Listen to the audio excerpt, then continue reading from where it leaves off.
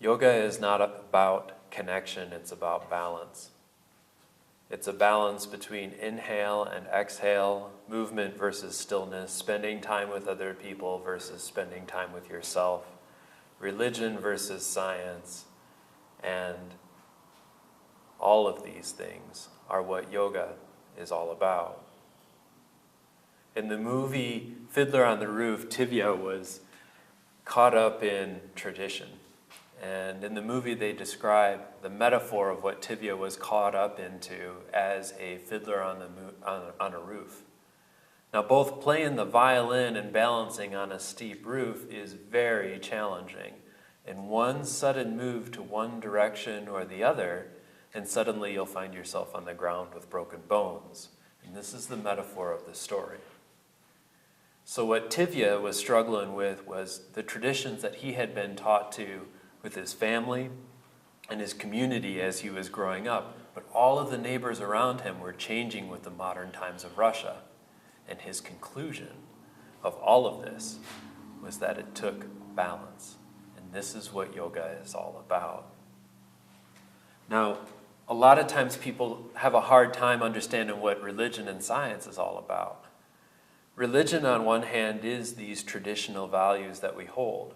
And these are important to have, these established patterns in our lives and consistencies in our lives so that we can feel safe and not be afraid of every corner that we have in our lives.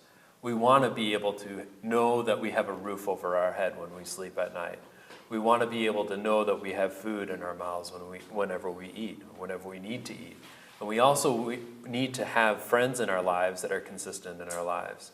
And if any of these things aren't there, then our lives suddenly become out of balance. Now, sometimes people get caught so in tradition, so into religion, that they don't have any room for growth, and they have tendencies of stagnation and complacencies. And that's why religion has to be balanced with science on the other end. And what science is it's where we turn the dial, it's where we turn the knob, and we discover new things in life and new idiosyncrasies, and we challenge ourselves to do things different. The third place that I'd like to share with you is the Buddha. And he was raised in an imperial family, and he had everything. He had the finest of foods, the finest of clothes, and the finest of place to stay in, the most beautiful women, and the greatest of teachers. Now, what his teachers told him was that if he ever wanted to see or experience enlightenment, that he had to experience nirvana. And the way that they defined nirvana was this letting go, this detached state. So just before the Buddha was about to be crowned, he left the kingdom and ran away. And he went and he tried to talk with all of the teachers on the mountains, and teacher after teacher he rejected. And he found himself underneath a Bodhi tree, hungry, thirsty, broke, friendless, teacherless, and without anything at all. And then he got his epiphany, this divine knowledge. And what it was that life requires balance. On one end, if you're given all of the fruits of the world, you're not going to be able to understand what all of the problems that most of the people in the world are faced with. But on the other hand, if you don't have anything at all, you're not going to have the strength, you're not going to have the tenacity that it takes to be able to understand what is actually happening in the world. So it requires a very delicate balance of these two, just like the Fiddler on the Roof, just like religion and science.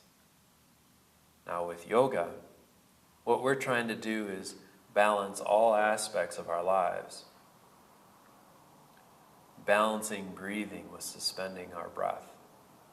Balancing inhale with exhale. Balancing movement versus balancing stillness. Balancing comfort with discomfort. Balancing ourselves and the time that we spend with ourselves versus the time that we spend with other people in the world. Balancing our passion with things that just need to get done.